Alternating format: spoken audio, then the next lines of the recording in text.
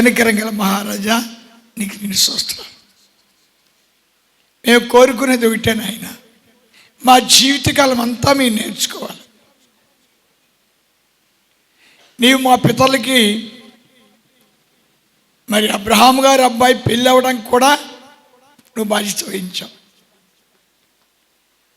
మరి మహానుభావులకి అందరికీ కూడా వారు మరణించే వరకు కూడా నేర్పుతూనే ఉన్నావు. వాళ్ళు నీ దగ్గర నేర్చుకుంటానే ఉన్నారు, అందుకే వారు గొప్పవారయ్యారు.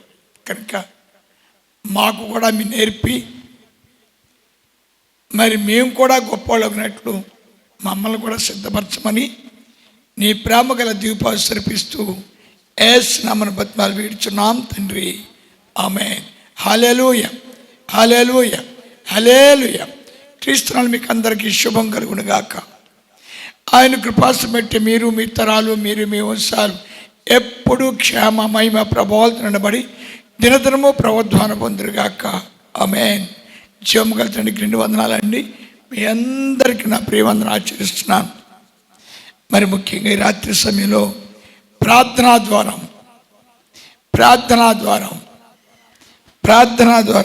దేవుడి స్తోత్రాలండి. నేను చాలాసార్లు మీకు చెప్పాను, 42వ సంవత్సరం వరకు నేను హిందువుని. రెండవదిగా నాకు చిన్నప్పటి నుంచి ఎందుకో మా మామయ్య గారు వేద పండితులు అవ్వడం, మా అమ్మమ్మ గారు మహాభక్తురాలు అవ్వడం, కాంతో కొంత మా నాన్నమ్మగారికి కూడా చిన్న భక్తురాలు అవ్వడం, మా అమ్మగారికి సంగీతం రావడం, ఇలాంటి వల్ల నేను పూజలై కూడా గురువుగారి దగ్గరికి వెళ్ళి పూజ చేయటం, అలాగే తెల్లవారుజామున లేచి మరి స్తోత్రాలు చదవటం. స్తోత్రాలు అనేది చాలా కష్టంతో కూడుకుంది అనుకోండి, అయినా కానీ స్తోత్రాలు చదవండి. అలాగే గొంతుకెత్తికి మా ఆవిడ దుప్పటి బాగా పడుకునేది. అలా వచ్చిన తర్వాత నేను కొద్దికాలం పోయిన తర్వాత దేవుడిని నమ్ముకున్నాను. దేవుడిని నమ్ముకున్న తర్వాత నాకు ఆశ్చర్యం ఏంటంటే పూజ లేదు, నెక్స్ట్ పోతే మరి శ్లోకాలు లేవు, మరి ధూపదీప నైవేద్యం లేదు, ప్రార్థన. ఈ ప్రార్థన ఎలా చేయాలి తెలలేదు. ప్రార్థన అంటే మొదలుపెట్టేసేవాడిని.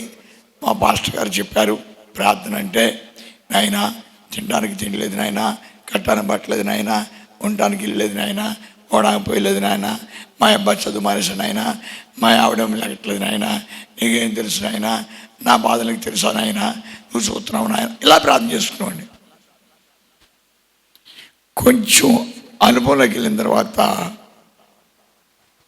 ప్రార్థన అంటే ఎలా ఉంటుంది, ప్రార్థనకి ఎలాంటి జవాబులు ఉంటాయి, ఎలా చేయాలి అనేది తెలుసుకున్నానండి. అందుకే చాలామంది దైవజనులు నన్ను ఓడించలేకపోతున్నారు. అంటే నేను పెద్ద హిమాలయ పర్వతం మీద దూకేయలేదు, యజ్ఞం చేయలేదు, కానీ ఓడించాలని నన్ను ఎందుకో ప్రయత్నం చేశారు. సుమారుగా 6,000 మంది దైవజనులు. అంతేకాకుండా ఇంకా నా వెనకాల ఉన్నవాళ్ళు అనేక మంది నన్ను పడగొట్టాలని ప్రయత్నం చేశారు, పడగొట్టలేకపోయారు. నేను ప్రార్థనకి ఎలా చేయాలో తెలుసుకున్నానండి. చూద్దామండి ఒకసారి. నేను నేర్చుకున్న పదం, నేను నేర్చుకుని చెప్తున్నానండి. మత్తయి 6వ అధ్యాయము 6వ వచనం చూద్దాం. నీవు ప్రార్థన చేయనప్పుడు ఎవరు చెప్తున్నారు? ఇది యేసయ్యనా, దేవుడేనా? దేవుడే చెప్తున్నాడా? చదువు. నీ గదిలోనికి వెళ్ళి తలుపు వేసి రహస్యమందున్న నీ తండ్రికి ప్రార్థన చేయము. ఇక్కడ ప్రార్థన ఎలా చేయాలో చెప్పలేదు ఏమండి. మరి ఎలా చేయాలి? యేసు చెప్పాడంతే. నువ్వు రహస్యంగా దేవుడి గదిలోకి వెళ్ళి రహస్యమున్న దేవుడికి ప్రార్థన చేయాలి అని చెప్పాడు. 18వ వచనం చూడు.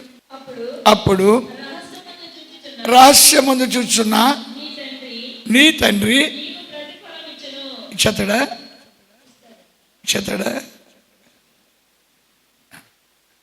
కట్టుకోవడానికి బట్ట లేకుండా ఉండటానికి ఇల్లు లేకుండా, ఓడానికి పొయ్యి లేకుండా గర్భదరిద్రుడిగా వచ్చండి. ప్రార్థన చేయటం ప్రారంభించానండి. నాకేమేమి కావాలో వెళ్ళిపోయి నా కొడుకు తిరిగి వచ్చాయండి. దరిద్రం పోయిందండి. అయ్యా చక్కగా మరి ఒక వృత్తి ఇచ్చాడండి, దేవుడు వృత్తి. ఆ వృత్తి చేసుకుంటూ అలా వెళ్ళిపోతున్నానండి. అయితే నాకు నేర్పినది ఏంటంటే తెల్లవారుజామున 3 గంటలకు లెగాలి. మీరు 4 గంటలు లేకండి, 3 గంటలకు వద్దులే, 4 గంటలు లేకండి. మొహం కడుక్కోండి, స్నానం చేయండి. 5 గంటల వరకు సన్నిధి. ఎలా చేయాలి అనేది ప్రాబ్లం. సన్నిధి చేయాలి. తెల్లవారుజామున 4 గంటలు లెగాలి, మొహం కడుక్కోవాలి, స్నానం చేయాలి, సన్ని 1 గంట చేసుకోవాలి. దేవసాయి గారు ఆఖరికి అరగంటన్నా చేయమన్నారు. సరే, నేను చేయడం ప్రారంభించాను అనుకోండి, నేను ఏదో జరిగింది అనుకోండి. ఇక్కడ సన్నిధి ఎలా చేయాలి అన్నగారి మాట ఎలా నమ్ముతాం? సన్నిధి చేసినోడు ఒకడు ఉన్నాడు బైబిల్లో. 44వ అధ్యాయం 21వ వచనం చూడు. పార్వతమ్మ గారు లాంటి వాళ్ళే మోసపోతే నేను ఆశ్చర్యపోతున్నాను. పెద్ద కుటుంబంలో పుట్టాం, పెద్ద వంశంలో పుట్టాం, చిన్నప్పటి నుంచి పువ్వు పెట్టాం, కాయెట్టాం అని చెప్పిన వాళ్ళు ఏం చేస్తున్నారు వీళ్ళు అని చెప్పు. హృదయ రహస్యములను తప్పలగొట్టు. దావీదు ప్రార్థన చేస్తున్నాడు, నా హృదయాలోచనలు నీకు తెలుసు, నాలో ఈర్ష్య ఉందేమో చూడైనా, నాలో ద్వేషం ఉందేమో చూడైనా, నాలో కపటం ఉందేమో చూడైనా, నీకు వ్యతిరేకమైన జీవితాన్ని ఏమైనా జీవిస్తున్నామో చూడైనా. వాడు తెలియదా ఏంటి? దావీదు తెలీదా? దేవుడికి చెప్పాలా? అంతరాత్మ ఎవరికి తెలియదు. అంతరాత్మ ఎవరికి తెలియదు. అదే అంతరాత్మ దావీదుని మోసం చేసింది. అదే అంతరాత్మ దావీదుని నాశనం చేసింది. ఎప్పుడంటే దావీదు సన్నిధి చేయటము ఆగాడు. సన్నిధి చేయటం, యేసోబు అదే సన్నిధి చేత గొప్పోడయ్యాడు. నిరంతరం ప్రార్థన చేస్తున్నాడు, నేను పాపం చేయకూడదు, నేను పాపం చూడకూడదు, నేను పాపం వినకూడదు. దావీదు వెంటనే మోకాళ్ళుని, తండ్రి నా కళ్ళు చెదురుతున్నాయి, నా హృదయం చెదురుతుంది అని ప్రార్థన చేయవలసిన దావీదు ప్రార్థన చేయలేదు. అందుకు ప్రార్థన చేయని వాళ్ళు సతికిల పడతారు. ప్రార్థన అనే ద్వారం ఏంటంటే ప్రపంచాన్ని జయించే గొప్ప శక్తి గలది ప్రార్థన. అందుని చెప్పుడు 44వ అధ్యాయం, నిన్ను బట్టి దినమెల్లా నేను దినమెల్లా ఏం చేస్తున్నాను? విరిగి నలిగిన ఆత్మతో ఎక్కడ పాపలు పడిపోతానో, ఎక్కడ పాపం పట్టుకుంటుందో, ఎక్కడ నీ మాట ఎదురు తిరుగుతానో, ఎక్కడ నీ అజ్ఞాయం. అనేక మంది స్నేహితులు ఉంటారు, ఎక్కడైనా పడిపోతానేమో, నాకు భయం వేసిపోతుంది నాయన, నాకు భయం వేసిపోతుంది ఆయన. నాయన నేను ఏదైనా తప్పు చేస్తున్నాను గద్దించిన ఆయన, నాకు నీతి మార్గాన్ని నడిపించిన ఆయన, నన్ను యథార్థ మార్గాన్ని నడిపించిన ఆయన, నన్ను పరిశుద్ధ మార్గాన్ని నడిపించిన ఆయన, పాపం చేయకుండా కాపాడిన ఆయన. నాయన నీ ఆజ్ఞలు మీరకుండా, నీ ఆజ్ఞలు శిరసావహించడం నన్ను సిద్ధపరిచిన ఆయన అని దినమంతా ప్రార్థన చేస్తున్నానంటే ప్రయాసపడి. అందించు 23. మేల్కొనుము, నీవేళ నిద్రించుచున్నావు, లెమ్ము, నిత్యము. అది నీవు మమ్మల్ని కాపలా కాస్తే, మేము పాపలు పడకుండా కాపలా కాస్తే, మేము ప్రభా చీకట్లో కలగకుండా కాపలా కాస్తే, మేము అంధకారంలో కలగకుండా కాపలా కాస్తే మేము ఆశీర్వదించబడతాము. నీవు గనక మమ్మల్ని చేతులేసావా, నీవు గనక మాకు తోడుగా లేవా, మేము పడిపోతాం, మేము ఒక్కపర్లో పడిపోతాం. అందుకు నువ్వేం చేయాలంటే ఎప్పుడు మాతో ఉండాలి, ఎప్పుడు నాతో ఉండాలి. అయ్యా ఈ లోకం మంచిది కాదయ్యా, ఈ లోకంలో పాపం అమ్ముతారయ్యా, పాపం కొంటారయ్యా అని చేత నేను మెలుగుగా ఉండాలి నాయన. అయ్యా నన్ను ఎప్పుడు కూడా, నువ్వెప్పుడు కూడా కొనకొద్దు నాయన. నాయనా నాయనా నువ్వు నిద్రపోతావేమో, నేను పాపలు పడిపోతాను. అయ్యయ్యా నాకు దూరంగా ఉంటామేమో, నేను పాపలో పడిపోతాను. అందించాము 139 అధ్యాయం 1వ వచనం నుంచి వెళ్దాం. దావీదు ఎటువంటి ప్రార్థన చేశాడు చూద్దాం. యెహోవా నీవు నన్ను ఏం చేశాడ? ఏం చేస్తాడు దావీదు? నన్ను అనినిమిషము పరీక్షిస్తూ ఉన్నావు. నాలో ఎక్కడైనా కపడం ఉందేమో చూడు. దావీదు ఎంత గొప్పగా ఆయన క్రియలు నేర్చుకున్నాడంటే, మామగారు చేతికి అందిపోతే సుమారుగా 13 సంవత్సరాలు తవిరాడు. అటువంటి మాంగారు దగ్గరికి వచ్చిన తర్వాత చుట్టూ ఉన్న వాళ్ళు చెప్తున్నారు, ఎస్ఐ ఎస్ఐ దొరికాడు, ఎస్ఐ అన్నారు. సంపన్నం, అతను అభిషిక్తుడు. అభిషిక్తుల ప్రాణం ఎవరి చేతిలో ఉంటుందండి? సౌలు ఎవరు చంపేశారండి? అడే అడే బిలాంని ఎవరు చంపేశారండి? వీళ్ళందరినీ ఆయన దేవుడే చంపేశాడు, వాళ్ళని ఎవరు చంపలేదు. అంచేత ఇక్కడ చెప్తున్నాడు దావీదు, అభిషిక్తుడిని అవమానపరిచి శిక్షకు పాత్రం కాలండి. అభిషిక్తుడు 2 నాకు రాజు. అప్పుడు ఇంకా దావీదు సౌలు రాజరికలో ఉన్నాడు. అంచేత నేను ఆయన చంపడానికి అధికారము లేదు, ఆయన నన్ను చంపే అధికారం ఉంది, కానీ నేను చంపే అధికారము నాకు లేదు. అలానే చంపిన పక్షంలో ఎవరు తీర్పు చెప్తారు?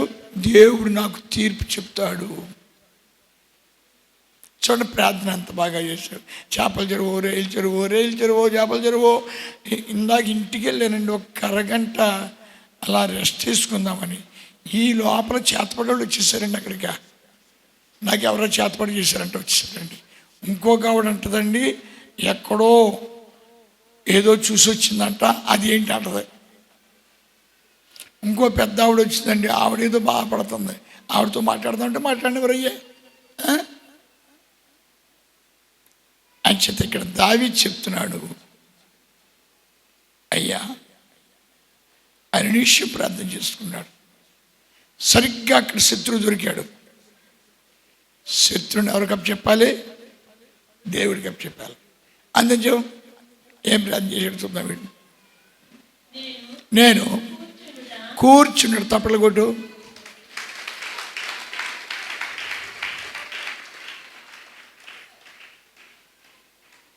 ఏమని ప్రార్థన చేస్తున్నా అంట?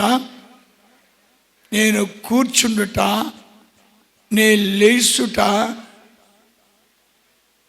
నేను పండుకునుట నువ్వు చూస్తున్నావు.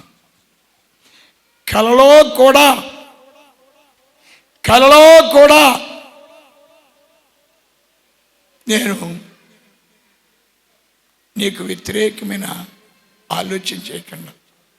ఓసారి నన్ను రామన్ చర్చిలో స్వామి కొట్టి అలా జుట్టట్టుకునండి, అలా ఈడ్చుకెళ్ళి గుమ్మం దాకా తీసుకెళ్ళి ఒక్క తంతన్ని ఈరోజు నేను మొదలుకొని చర్చిలోకి రావద్దన్నాడండి.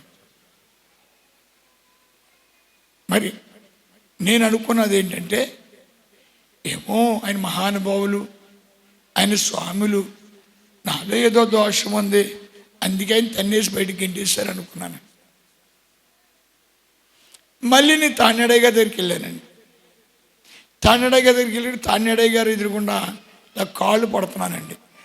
పడతానంటే రాత్రి కృష్ణ, అది పెంతుకొస్తున్నా మనకు తెలియదు, పెంతుకొస్తాడు కృష్ణమూర్తి చేయరంట. నాకు తెలియని కొత్త అండి, అప్పుడు సరికొత్త. అయినా కానీ తుంటోండి, మంచోడు కాదు, సాలీలు చెప్పుకుని తిరుగుతాను. నేను చెప్పాను రాత్రి క్రిస్మస్కి లేనండి, చాలా బాగా జరిగిందండి. ఆ కాలు ఎదురుకుండా కూర్చున్నాను కదండి, ఒక్క తను గుండెల మీద తిన్నాడు. అలా పడిపోయాను. నేను అనుకున్నాను, అయ్యా ఆయన కాలు మార్చుకున్నారు కావాలను, నాకు గుండెలకు తెలియదు కావాలను అనుకున్నానండి. వెళ్ళి పడుకున్నాను. అంతమంది చాలా గౌరవంగా మాట్లాడేవారు. తెల్లారేపటికి అందరూ ఎవరికెళ్ళి ఇలా నాని చూస్తున్నారు. ఏంటి నా బట్టలు వాళ్ళు, నా బట్టలు ఎప్పుడు బాగుండేవి కాదు, చిరువరి బట్టలు వేసుకున్నామండి. అందులో ఒక ఆయన అన్నాడు, అయ్యగారు నీతో మాట్లాడొద్దన్నారు, నేను వెళ్ళిపోమని చెప్పానండి. నేను ఏం చేశాను, నువ్వు క్రిస్మస్కి వెళ్ళావండి కదా. అయ్యి బాబోయ్, క్రిస్మస్కి వెళ్ళకూడదా? మళ్ళీ స్వామి దగ్గరికి అయ్యగారి దగ్గరికి వెళ్ళాను. తప్పు అయిపోయిందండి, ఇంకా ఎప్పుడు మాట్లాడలేదు. ఇలా ఇలా ఇలా పెట్టుకున్నారు, అయిపోయింది. మళ్ళీ నేను ముదురుపాడు వచ్చానండి. అయ్యా చిరిగిపోయిన బట్టలు, నేను స్తంభం కింద నుంచున్నానండి. ఈ లోపల జానీ గారు వచ్చారు. జానీ గారు అని తెలియదు నాకు.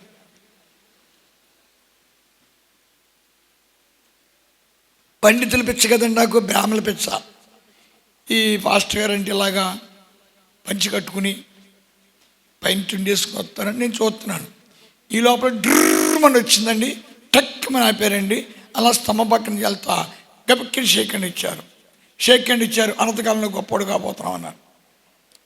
గొప్పడో గొప్పడో తినడానికి ఇల్లు, కట్నా బట్టలో ఉండడానికి లేదా అయినా కానీ తింటే అలా ఉన్నాడు ఈ సూటి గీడు అనుకున్నాను. అయిపోయింది, వెళ్ళిపోయాను. మళ్ళీ నేను మిషన్ హాస్పిటల్గా చర్చికి వెళ్ళానండి. అక్కడ అలా నిలువుగా నుంచి మోకాళ్ళని ప్రార్థన చేస్తున్నాను. ఒక ముసలమా అని తీసుకెళ్ళిందండి. బాబా నువ్వు మంచి ఉపవాస ప్రార్థన చేస్తావు బాబా, నీ ప్రార్థన దేవుడు. నాకు అది అనుకున్నాను, నా ప్రార్థన దేవుడు బాగా ఆలకింతాడు, నాకు ఎలాగైనా ఉపవాస ప్రార్థన వచ్చేసింది అని చెప్పి ఏమీ సరే ఆలకించేస్తాడు దేవుడని తక్కువండి అలా మోకాళ్ళ మీద ఉంచున్నానండి. అంతే వెనకాల క్రిస్టఫర్ గారు వచ్చారండి. ఒక్క తన్నుల తన్ని నడిమి కాలేజ్ నుంచున్నారు. నేను వెనక్కి తిరిగి చూశాను. క్రిస్టఫర్ అయ్య గారు కంగారుగా అయ్యాను చూసి లేచి నిల్చున్నాను. ఇక్కడ మేము ఎవరులేవా, పెద్ద బోడిగాడు ఇక్కడికి వచ్చావు, ఇంకోసారి కనుక ఈ సరంగు లేక కనబడ్డామంటే తాడ తీసేస్తున్నాను. ఎందుకు చెప్తున్నానంటే వాళ్ళు గురువులు, నన్ను తన్ని వాళ్ళు ముగ్గురు కూడా గురువుల మీద తిరుగుబాటు చేయొచ్చా? ఏదో చిన్నవాడికి తెలిసిపోయింది గురువుల మీద తిరుగుబాటు చేయకూడదని. తిరుగుబాటు చేయలేదు. చూశాడమ్మా ఇటు తిరుగుబాటు చేస్తాడు, ఇవాళ గురువుల మీద తిరుగుబాటు చేస్తాడు, రేపొద్దు నా మీదనా తిరుగుబాటు చేస్తాడు అని దేవుడు ప్లాన్ చేసుకున్నాడు. గురువుల మీద ఎప్పుడైతే తిరుగుబాటు చేయలేదో పర్వాలేదులే, నా మీద కూడా తిరుగుబాటు చేయలేడు, ఈయన మన కింద వాడుకుందాం, ఎక్కడ చోట ఇరికించేద్దాం అనుకున్నాడు. ఇరికించాడు. ఇక్కడ చెప్తున్నాడు దావీదు, నేను పడుకుండుట, నేను కూర్చుండుట, నేను లేచుట నీవు చూస్తున్నావు. ప్రార్థన అండి. అక్కడ చెప్పాడు యేసుప్రభు వారు, గదిలోకి వెళ్ళి ఒంటరిగా దేవుడి దగ్గర ప్రార్థన. ఇదిగో దావీదు ఒంటరిగా ప్రార్థన చేస్తున్నాడు. నేను లేచుట, నేను కూర్చున్న అంతరాత్మలో ఎక్కడైనా పాపం దాగుందేమో, ఎక్కడైనా తిరుగుబాటు ఉందేమో. దేవుడి మీద తిరుగుబాటు చేస్తే ఏమవుద్ది? యాకోబు అడుక్కున్నా కూడా పనికి రాకుండా పోయాడు కదా, ఇశ్రాయేలు అడుక్కున్నా కూడా పనికి రాకుండా పోయాడు కదా. అంచా దేవుడి మీద తిరుగుబాటు చేసే ప్రతి ఒక్కడు కూడా వారి జీవితంలో ఎదగరు. అందుకు ముందు నువ్వు నేర్చుకోవాలి. నాకు నువ్వేం చేసావు, నాకు నువ్వు, మా మేనడు ఉన్నాడండి అకౌంట్ వాడు, అది అదే అంటాడండి. దేవుడు నాకేం చేశాడు, దేవుడు నాకేం మా ఆవిడ కూడా అలాగే అంటుంది, దేవుడు మనకేం చేశాడు. అప్పుడే మనం 3 సంవత్సరాలు అయింది, 6 సంవత్సరాలు అయింది, 8 సంవత్సరాలు అయింది, 12 సంవత్సరాలు అయింది, 18 సంవత్సరాలు అయింది. మన దేవుడు ఏం చేశాడు, ఎక్కడ చెప్తున్నాడు? దేవుని మీద తిరుగుబాటు చేసే ప్రతి ఒక్కడు కూడా వాళ్ళు ఇంకా ఎదగటం అనేది జరగదు. ఏమని ప్రార్థన చేయాలట? నీ చిత్తమే నా యందు, నాలో ఏదైనా కపటం ఉందేమో, నాలో ఏదైనా మోసం, ఆయన్ని అడగాలంట. శుభ్రం కడిగేసాడు అనుకో, నీకు నాకు తాను అడిగారో మాట చెప్పారు, మీ ఇంట్లో పాత్రలన్నీ చల్లగా కడిగేస్తున్నాయి, ఇప్పుడు వాటి నిండా ఉత్సాహారం పడిపోతుంది. నిజమే. ఆటోమేటిక్గా నేను పెద్ద దరిద్రుడంటే మా ఆవిడ అంతకంట అది ముందు ముక్క. ఆవిడ ప్రధాన యాజకురాలేంటి, ఈడు ఇప్పుడు ఇక్కడ రాలేదండి, అమ్మగారు రాలేదు, ప్రపంచ నాయకుడా అని ఎగత్తారు అమ్మగారు. మరి యాజకత్వం అసలు ఏమన్నా ట్రైనింగ్ అయ్యానా, మా బాబు ఉన్నాడా, మా అమ్మ ఉందా, లేదా చర్చ్ ఉందా, ఏముందండి? చెట్టు కింద తయారు, చెట్టు కింద ఫాస్టరు. అంచేత నా పిల్లరా, ఇక్కడ ప్రార్థన చీకటి గదిలో ఏం చేస్తున్నారు వీళ్ళు? నాలో ఏదైనా ఉందేమో, నాలో ఏదైనా దాగుందేమో, అది ఆశీర్వాదానికి అర్థమవుతుంది. మనం మేళల్లో దేవుణ్ణి అడిగాడంట, సంతకాడ ప్రార్థన చేసుకున్నాడు. నాయన తెల్లవారుజామున లేచి ప్రార్థన చేస్తారు, నువ్వు నాకు ఖచ్చితంగా కనపడాలి నాయన అన్నాడంట. దేవుడైనా జాలిగలవాడు కదండి. జాలిగలవాడు తెల్లవారుజామున మోకాళ్ళని ప్రార్థన చేస్తున్నాడంట. ఎవరో ఎదురుకుండా కూర్చుని అనిపించిందంట. కూర్చుని తిన్నగా ఉండక కాలెట్టి పోతుంది అన్నాడంట. ఎలకెత్తలా పడిపోయాడంట. పడిపోయేటప్పటికి ఈడు అంటాడు, నన్ను తన్నేసాడు దేవుడు, నన్ను తన్నేసాడు దేవుడు. ఎందుకు? ఆడ తుంట్ర ప్రార్థన చేస్తున్నాడు. ఏమని ప్రార్థన చేస్తున్నాడు? లోపల నా డబ్బులోయ్, నా డబ్బులోయ్, నా డబ్బులోయ్, నా డబ్బులోయ్, నా డబ్బులోయ్, నా డబ్బులోయ్. నేను తప్ప వేరొక దేవుడు లేడని చెప్పాడు కదా. డబ్బులు ఇచ్చేవాడు ఆయనే కదా. అబ్రహాం గారు పోగొట్టుకున్నాడు, 20 మరుగులు బంగారంతో వచ్చాడా? ఇస్సాకు గారు పోగొట్టుకున్నాడు, 200 ఆశీర్వాదం పొందాడా? యేసోబు గారు పోగొట్టుకున్నాడు, ఆ దేశానికి రాజయ్యాడా? ఎస్తేరు బానిసపిల్ల అయింది, ప్రపంచ నాయకురాలు అయిందా? బుద్ధిమాల సన్నాసులు అందరూ ప్రార్థన అంటారండి. ప్రార్థనా ద్వారము లోపలికి వెళ్ళినప్పుడు తెలిస్తే ఇక్కడ దావీదు చెప్తున్నాడు, నేను కూర్చుండుట, నేను లేచుట, పడుకుని నిద్రలో కూడా నీకు వ్యతిరేకమైన క్రియలైనా చేస్తున్నానేమో, నీకు వ్యతిరేకంగా ఏమన్నా మాట్లాడుతున్నానేమో, క్షమించి. నేను వినోద్ బాబు గారిని చూస్తాను. వినోద్ బాబు గారు మౌన ప్రార్థన యోగా చేస్తారండి. ఆయన చెప్పే మాటలు వింటే ఆశ్చర్యం అనిపించింది. పెద్ద పెద్ద మాటలు బైబిల్లో ఉన్న ఆశ్చర్యకరమైన పెద్ద పెద్ద ప్రవక్తలకు మాటలు ఆయన కళ్ళ ద్వారా చెప్తాడు. ఒక్కోసారి నేను తిరకాసు పడుతుంటే ఆయన పొద్దున్నే టింగ్ అంకుల్ గారు నాకు కళ వచ్చిందండి. కళ్ళలో నేను దేని గురించి ఆలోచిస్తున్నాను దాని గురించి వినోద్ బాబు గారు చెప్తారు. అంచేత వినోద్ బాబు గారికి నేనేం చెప్పాను? ముందర ఖాళీ చేసేయి. ఏం ఖాళీ చేయాలి? ఆత్మని ఖాళీ చేయి. ఆత్మను ఖాళీ చేసి అలా కూర్చో, ఆత్మ నింపుతాడు దేవుడు. ఆత్మ నింపితే ఏముంది? యెహోవా మాట నా నాలుకకు రాక మునిపే అది నీకు తప్పట్లగోడు. దావీదు తలంపులు మార్చేసాడు దేవుడు. దావీదు చెప్తున్నాడు చూడండి. మా మేనల్లో వస్తాడండి, ఆడు అంటాడండి, నేను బాపడతానా, నేను పెద్దవాడు అవుతాను. ఆడు ఏమనుకుంటా అంటే అన్నయ్య గారి లాగా అయ్యో వచ్చేలాడికి ఇలాగా. మళ్ళీ నేను మొన్న ఎమ్మెల్యే గారి దగ్గరికి వెళ్ళాడంట. ఈ ట్రిప్లో నేను ఎమ్మెల్యే పొడి చేస్తానండి, మరి మీ మీదే పొడి చేస్తున్నానండి. ఆడేమో నాకు ఫోన్ చేసి, ఏమయ్యా అన్నయ్య బావా అన్నాడు.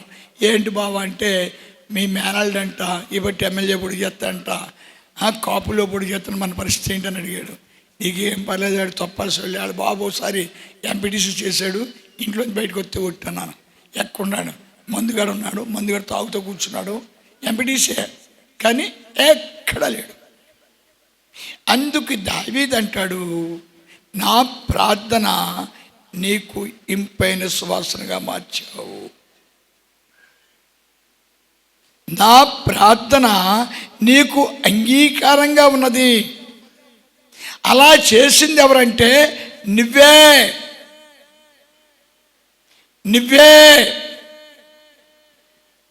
అలా చేసింది ఎవరంటే నువ్వే. నాకు ప్రార్థన నేర్పింది ఎవరంటే నువ్వే. నీవు నేర్పిన ప్రార్థన చేస్తుంటే నీవు ఇంపైన సువాసన సంతోషిస్తున్నావు. అందుకే 5వ వచనం దావీదు ప్రార్థన చూద్దామండి. అడిగి వెనుకను ముందును తప్పట్లగోడు.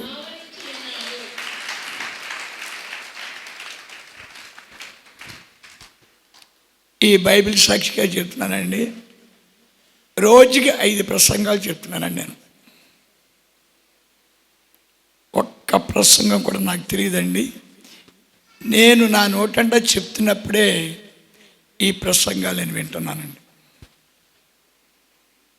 రాత్రి 2వ ప్రసంగం చెప్పాడు.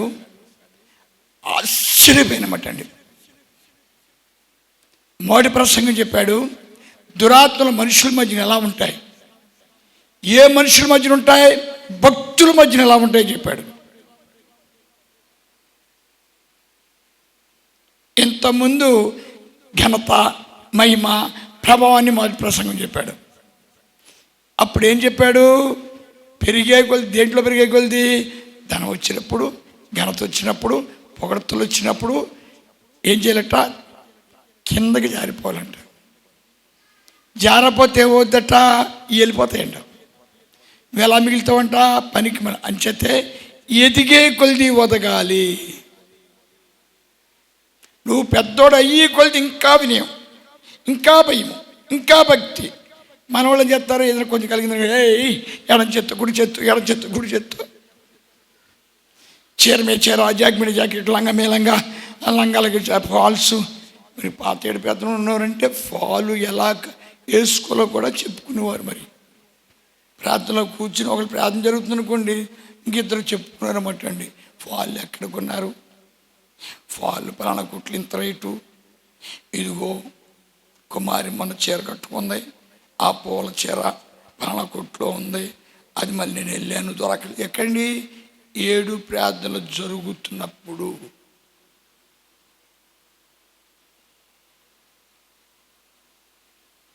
ఏడు ప్రార్థనలు జరుగుతున్నప్పుడు ఏం చేయాలి, నువ్వు కళ్ళు మూసుకోవాలి. ఎందుకు మూసుకోవాలి, ఎందుకు మూసుకోవాలి, నువ్వు కళ్ళు తీస్తే లోకము, కళ్ళు మూస్తే దేవుడు. ప్రార్థన ప్రారంభించినప్పుడు నువ్వు కళ్ళు మూసినప్పుడు దేవుడు ప్రత్యక్షం అవుతాడు. కళ్ళు తెరిచి చూస్తున్నావు అనుకో, ఎవరే చీర కట్టుకున్నారా, ఎవరే లంగా కట్టుకున్నారా, ఎవరే జాకెట్ కట్టుకున్నారా, ఇవి కనపడతా ఉంటాయి. అందుకు దావీదు అంటాడు, చక్కటి మాట, నీవు నాకు ముందు కూడా వెనక కూడా నీవే ఉన్నావు. నేను పాపలోకి వెళ్ళకుండా, పాపం చూడకుండా, పాపలో పడకుండా నిత్యము నాకు తోడే నడిపిస్తున్నావు. అందించ మారవచ్చును. ఇట్టి తెలివి తప్పట్లు కొట్టు, కొట్టో తప్పట్ల.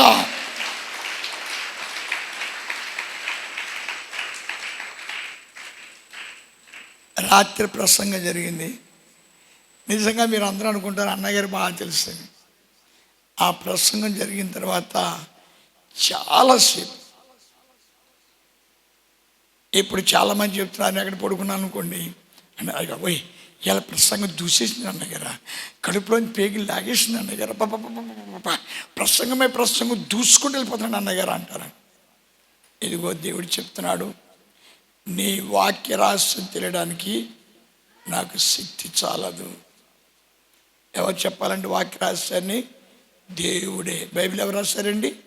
ఆయనే రాశారు. కాబట్టి ఆయనే దేవుడి మర్మాలు బయలుపరచాలంట. ఏ విధంగా ప్రార్థన చేయాలి, ఏ విధంగా మాట్లాడాలి, ఏ విధంగా బట్టకట్టుకోవాలి. దావీదు భార్య ఒక మాట ఉంది దావీదుని, ఏమందండి? ఒరే గొర్రెలు కాపరే అందండి. దావీదు ఏం చేస్తున్నాడండి? జనం ముందర ఏం చేస్తున్నాడండి? నారబట్టలు కట్టుకుని తంబర తీసుకుని నాట్యం చేస్తున్నాడు. అతను దావీదు ఎలా ఉన్నాడండి? దేవుడి దగ్గర చిన్నవాడుగా ఉన్నాడు. అదే మాట అబ్రహాం గారు ఏం చెప్పాడండి? నీ పాదాల దగ్గర దుమ్ములాంటి వాడిని. నువ్వు ఎంత ఎత్తి ఎదిగినా దేవుడి దగ్గర నీ ఒక మట్టి గుర్తుపెట్టుకోవాలి. నన్ను గౌరవించలేదు, నన్ను మర్యాద చేయలేదు, రాగానే చేతులు లాగలేదు, రాగానే ముద్దెట్టుకోలేదు, రాగానే నన్ను ఎక్కడికన్నా ఏనుగు ఎక్కించలేదు. నువ్వెప్పుడైతే దేవునికి లోపడతావో నువ్వు ఎదగడం ప్రారంభిస్తావు. నువ్వెలా ఉంటావు? దేవుడి దగ్గర తగ్గించుకుంటావు. అందుకే అబ్రహాం అంటాడు, నీవు నన్ను కనపరిస్తే నిన్నేం కనపరుస్తాను. అందుకే అబ్రహాం అంటాడు, అయ్యా వాటితో పని లేదయ్యా, మనకు ఒక్క ఆయనతోనే పని ఉంది, దేవుడితో. ఆయన లేకపోతే అన్నీ శూన్యము. అందుకంటాడు, ఇట్టి తెలివి ఎవరిని ఆరాధించే తెలివి? దేవుణ్ణి ఆరాధించే తెలివి. చూడు యెషయా 11 అధ్యాయం, టైం అయిపోయింది. యెషయా మొద్దునండి చిగురు పుట్టును, వాని వేర్ల నుండి అంకురము ఎదిగి ఫలించును. యెహోవా ఆత్మ జ్ఞాన వివేకములకు ఎప్పుడైతే ఆత్మ వస్తుందో, ఆత్మ పరిశుద్ధపరచబడుతుందో, దేవుణ్ణి దగ్గరికి వెళ్ళిపోద్దండి, డైరెక్ట్ అయిపోద్దండి. ఇప్పుడు దావీదు కూడా 7వ వచనంలో అదే అన్నాడు, నీ ఆత్మ నుండి నేను ఎక్కడికి వెళ్ళగలను? నాకు ఈ లోకంలో ఆశ్రయం ఎక్కడుంది? ఈ లోకంలో నాకు ఎవరు నన్ను ఆదరించారు? నన్ను ప్రేమించేవాడివి, నన్ను దీవించేవాడివి, నన్ను కనికరించేవాడివి, నా తప్పులు క్షమించేవాడివి, నా అపరాధాలు క్షమించేవాడివి, నన్ను దీవించేవాడు నీవే కదయ్యా. నన్ను ఎవరు దీవిస్తారు? నన్ను చూసి అందరూ ఈర్ష్య పొందుతారు. మా ఆవిడే చెప్పింది గుళ్ళు కాసుకుని గుళ్ళు కాపరని. మా మామగారు చెప్పాడు చంపేస్తాను యాదవనని మా మామగారు అన్నాడు. అందరూ నన్ను ద్వేషించేవాళ్ళే, కానీ నువ్వు నన్ను ప్రేమిస్తున్నావు. ఎందుకు తెలుసా? ఈ పాదాల దగ్గర పడున్నాను కాబట్టి. నీదా పాదాల దగ్గర నేను పడున్నాను కాబట్టి నన్ను నువ్వు ఇంతగా ప్రేమిస్తున్నావు. అనేక మంది నన్ను అవమానపరచాలని ప్రయత్నం చేసిన, అనేక మంది నన్ను ఈసరించుకున్నా, అనేక మంది నన్ను దోషభద్రుగా మాట్లాడినా, నువ్వేనాడు నా ప్రియ కుమారుడా దావీదుని పిలిచి నన్ను గణపరుచుకుంటూ వెళ్తున్నావు. ఇది నీ సంకల్పం. నిన్ను స్తుతించడం వల్ల, నీ పాదాల దగ్గర నీ జీవించడం వల్ల, అయ్యా నీ ఆజ్ఞలు పాటించడం వల్ల నేను గొప్పవాడిని అవుతున్నాను. అందుకే మధ్య తీసుకొని 28వ అధ్యాయం 1వ వచనం చూడండి. నీవు నీ దేవుడైన యెహోవా మాట శ్రద్ధగా విని నేడు నేను నీకు ఆజ్ఞాపించుచున్న ఆయన ఆజ్ఞలన్నిటినీ అనుసరించి నడుచుకునే యెడల నీ దేవుడైన యెహోవా భూమి మీదనున్న సమస్త జనముల కంటే నేను ఇప్పుడు సరదాగా మరి మీరు దశంభాగాలు చెల్లించాలమ్మా అంటాను. మీరేమంటారు? ఇడికి దమ్ము వచ్చింది, ఇడికి మాయనకు వచ్చింది, ఇంకా మన దశంభాగాల గురించి చెప్తాడు. మెయిన్ దశంభాగాలతో నీ జీవితం ముడిపెట్టున్నది. దానికి ముందు వాక్యం చెప్పాడు, శపించబడ్డవారులారా, శపించబడ్డవారులారా. దానికి యాకోబు అంటాడు, యాకోబుని దేవుడు అడిగాడు, ఒరే దశంభాగాలు ఇరా అని అడిగాడు. అడిగితే ఆడేమన్నాడు తెలుసా? నువ్వు నన్ను ఏమైనా దీవించావా? నువ్వు నన్ను ఏమైనా ఆశించావా? నాకేమైనా మోట్లు ఇచ్చావా? ముచ్చాలం మోట్లు ఇచ్చావా? అదే హేబెల్ అంటాడు, నా మందంతట్లో కూడా మేలైన గొర్రెను దేవుడికి సమర్పించాలి. ఇక్కడ ఈ పని ఫలం ఉన్నాడు కదా యాకోబు, నువ్వు నాకేమైనా ఇచ్చావా? నువ్వు నాకేమైనా చేసావా? ఏదో కష్టపడ్డాను, మామూలు గుళ్ళు మచ్చల గుళ్ళుగా మార్చేశాను, ఏదో కష్టపడ్డాను, మా మాంగారి తొలగిపోతున్నాను. నువ్వేమైనా ఇచ్చావా? ఏమైనా దీవించావా? నువ్వేమైనా బంగారం ఇచ్చావా? నువ్వేమైనా ఎండి ఇచ్చావా? దశంభాగం అంటే దశంభాగం. అబ్రహాం గారి బట్టలు చిరిగిపోయినాయి, అబ్రహాం గారి కాళ్ళు జోడిపోయి, అబ్రహాం గారి దోస్తులు పట్టుకుని యాజకుడి దగ్గరికి వెళ్ళాడు, దశమాంశాలు చెల్లించాడు. అబ్రహామా అని అడిగితే దేవుడు, నీ నీతి నిన్ను గణపరుస్తుంది, నీ యథార్థ నిన్ను గణపరుస్తుంది. అంచేత ఇక్కడ బైబిల్ దేవుడు చెప్తున్నాడు, ఆది యందు వాక్యం ఉన్నది, వాక్యం దేవుడికి ఉన్నది, వాక్యమే దేవుడు అయినాడు. నీ తల్లిదండ్రులు సన్మానించాలి. 2 నువ్వు దశభాగాలు చెల్లించాలి. 3 విరిగి నలిగిన ఆత్మతో ఈ లోకంలో దేవుడు దొరికినందుకు. అందుకే అబ్రహాం గారు ఎప్పుడు పాట పాడుతూ ఉంటాడు. ఓన్లీ అబ్రహాం గారు దేవుడు దొరికినందుకు తన్మయత్వం పొందాడట. అతను 72 సంవత్సరాల వరకు ఓ సామాన్య మనిషిగా ఉన్నాడు, ఆడు తిప్పలాడి పడుతున్నాడు. ఇప్పుడు దేవుడి దగ్గరికి వచ్చాడు. రుచి చూచి ఎరిగి తిని యెహోవే ఉత్తముడనియు. యేసన్న గారు వచ్చారు, పాటలు వెల్లువ చిన్నపిల్లలతో సహా పాడారు. అంటే యేసన్న గారే పాటలు మొదలుపెట్టారా? కొన్ని వేల సంవత్సరాల కింద పాటలు మొదలుపెట్టారు. భారతదేశానికి రోమన్ చర్చి, లూథరన్ చర్చి, అలాంటి చర్చిలు కొన్ని వచ్చినాయి. వాళ్ళు కొన్ని పాటలు ఏ స్టైల్లో పాడారు? వాళ్ళు ఇంగ్లీష్ స్టైల్లో పాడారు. మనం ఏ స్టైల్లో ఉంటాం? అరబ్ కంట్రీస్లో ఏం తింటారు? పలావ్ తింటారు. నువ్వు రోజు పలావ్ తిను, సచ్చూరుకుంటావు. నువ్వు సద్దనం తిను, చాలా బాగుంటావు. అలాగే మన పాటలు మన స్టైల్లో ఎప్పుడైతే యేసన్న గారు పాడారో జనం రెచ్చిపోయారంతే. జనం రెచ్చిపోయారు. అంతకుముందున్న పాటలు కానీ రెచ్చలేదు. ఆ స్టైల్ వీళ్ళకి నచ్చలేదు. ఆ స్టైల్లో జీవించడానికి ఇష్టపడలేదు. ఎప్పుడైతే మన స్టైల్లో మన బాణీలో యేసన్న గారు పాటలు పాడటం ప్రారంభించారో అందరూ ఆ పాటలు పాడటం ప్రారంభించారు. అని చెప్తున్నా పిల్లరా, మన జీవితంలో ఎవరిని పెనేసుకోవాలి? అబ్రాహాము గారు తెలుసుకున్నట్ట గొప్ప దేవుడు. ఇంకా దేవుని ఎందుకు తన్మయత్వం, నీకు తన్మయత్వం వచ్చిందా దేవుళ్ళో? నీ గొప్ప దేవుళ్ళో ఆనందం వచ్చిందా? ఇప్పుడు రాజేశ్వరి వచ్చింది, ఇప్పుడు ఇది హిందీ పాట పట్టుకొచ్చింది, అందరూ వినాలని ఆ పాట పాడేసింది. భార్య భర్తను ఎలా గౌరవిస్తుందో, భార్య భర్త యొక్క ఒడిలో ఎలా పడుకుంటుందో, భార్య భర్తతో ఎలా జీవిస్తుందో అటువంటి పల్లవితో వాళ్ళు ఉత్తరం ఇస్తున్న పాటలు పాడతారు. మీరాబాయి గీతులన్నీ కూడా అంతే. నిన్ను నేను ఊయల ఊగించనా నా ప్రియ కృష్ణ, నీ తలపై నమలిపించమును అవ్వనా మురళీనాద. ఉయ్యాలు పుద్దంట, నెత్తిమీగ కూర్చుంటుందంట అని చెప్తున్నారులేరా.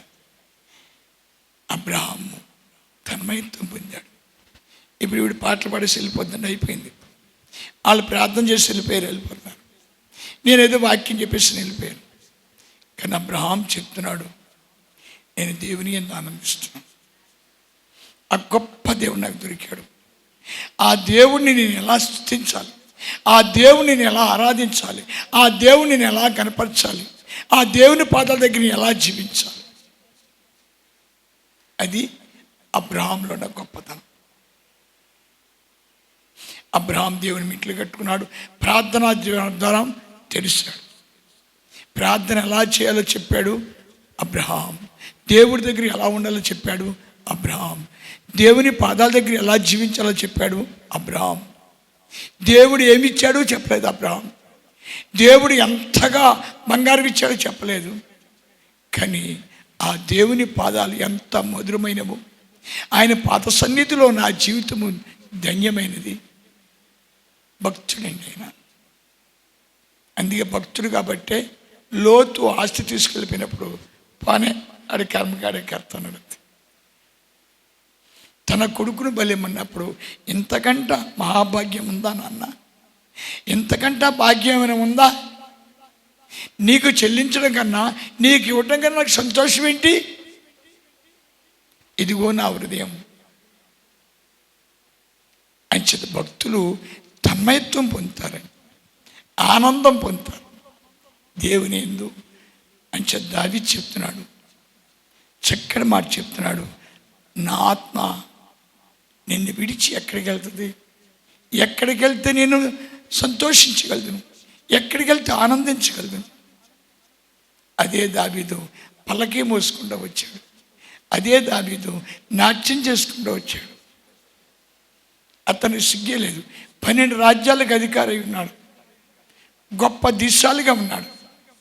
కానీ దేవుడి సన్నిధిలో అతనికి సిగ్గేలేదు. అతనికి ఎటువంటి వేదన కలగలేదు. తన దేవుని స్తుతించడమే నా జీవిత ధన్యత.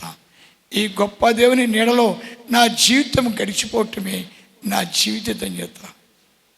అది భక్తుడు. నేను దేవుని నమ్ముకున్నాను, రేలు చెరువు పండలేదు. నేను దేవుని నమ్ముకున్నాను, చేపల చెరువు పండలేదు. నేను దేవుని నమ్ముకున్నాను, మా అమ్మాయికి శివుడు కారుతుంది.